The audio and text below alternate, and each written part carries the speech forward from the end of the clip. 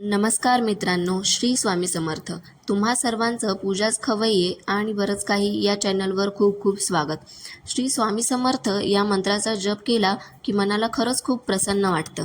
स्वामींचं दर्शन घेण्यासाठी मठात किंवा केंद्रात गेल्यानंतर आपण कोणकोणत्या गोष्टी लक्षात ठेवायला हव्यात आणि आपल्या विविध शंकांचं निरसन आपण या व्हिडिओमधून करणार आहोत.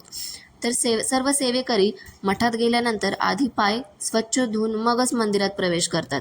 केंद्रात हातपाय धुवून मगच का जायचं याचं कारण असं की आपण सतत विचार करत असतो. तसेच इतरही काही ना काही विचार आपल्या मनात सतत चालू असतात.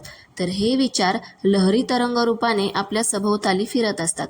इतरांच्या लहरींचा पण आपल्या मनावर खूप परिणाम होतो. हातपाय धुतल्याने शरीर व मनाची मलिनता दूर होते व मन ताजेतवाने होऊन चांगल्या प्रकारे सेवा आपण महाराजांच्या चरणी रुजू करू शकतो. आता दुसरी शंका अशी आहे की औदुंबर प्रदक्षिणा कशा कराव्यात. तर सर्वप्रथम श्री स्वामी समर्थ महाराजांच्या फोटोसमोर येईल अशी पूर्व साधून मुजरा करावा व नंतर प्रदक्षिणा करायला सुरुवात करावी. प्रत्येक प्रदक्षिणा पूर्ण करून क्षणभर थांबून स्वामींना नमस्कार करून पुढील प्रदक्षिणा करावी. अन्यथा नुसत्या जलद गतीने 11 प्रदक्षिणा न थांबता केल्यास ती एकच प्रदक्षिणा होईल. प्रदक्षिणा या शांततेने व संथ गतीने मनात श्री स्वामी समर्थ हा जप करत घालाव्या. तुम्ही हातपाय धुवून औदुंबराला प्रदक्षिणा घालता व नंतर जेव्हा महाराजांकडे येता तेव्हा तुमचं मन हे शुद्ध आणि निर्मळ झालेलं असतं. आता सर्वात महत्त्वाचं म्हणजे महाराजांना मुजरा करून नाक का बरं घासायचं. तर सद्गुरू परमपूज्य मोरेदादांचं एक दिवस हितगुज चालू होतं. तेव्हा एका स्त्रीने प्रश्न विचारला, समर्थांच्या मंदिरात येताच 3दा मुजरा करून नाक घासण्याची पद्धत का आहे.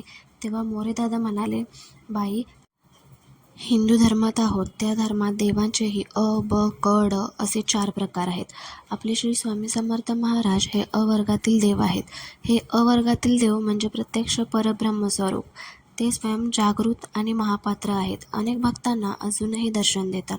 त्यांच्या सर्व भक्तांनी त्यांना कलियुगाचे अधिष्ठात्री राजाधिराज योगीराज म्हटले आहे आणि योग्याचा राजा असेही म्हटलेले आहे. मुजरा व नमस्कार दोन्ही शुद्ध आहेत, परंतु महाराज राजाधिराज योगीराज आहेत. राजांना हात जोडणे उद्धटपणाचे ठरणार नाही का. म्हणूनच महाराजांना मुजरा करून नाक घासावं. नाक घासणं म्हणजे परब्रह्माला पूर्णपणे शरण जाणं होय. आता शेवटची शंका अशी की महाराजांना ओवाळताना अर्धचंद्रच का ओवाळावा. फक्त घरीच ओवाळावा की केंद्रात सुद्धा अर्धचंद्र ओवाळावा. तर पूर्णाकृती ओवाळणे म्हणजे वेटोळे पद्धत होय. अर्धचंद्र स्वरूपात ओवाळल्यामुळे देवाभोवती अग्नीचे कवच तयार होते. म्हणूनच घरी अथवा केंद्रात स्वामी महाराज आणि सर्व देवी देवतांना ओवाळताना अर्धचंद्रकृती ओवाळावे. आणि हे सर्व नियम साक्षात श्रीपाद श्री वल्लभ स्वामींनीच तयार केलेले आहेत. म्हणून मठात गेल्यानंतर या गोष्टीची काळजी सेवेकऱ्यांनी घेणं गरजेचं आहे. अशाच प्रकारच्या अर्थपूर्ण व्हिडिओजसाठी या चॅनलला नक्की सबस्क्राईब करा. धन्यवाद. श्री स्वामी समर्थ. जय जय स्वामी समर्थ.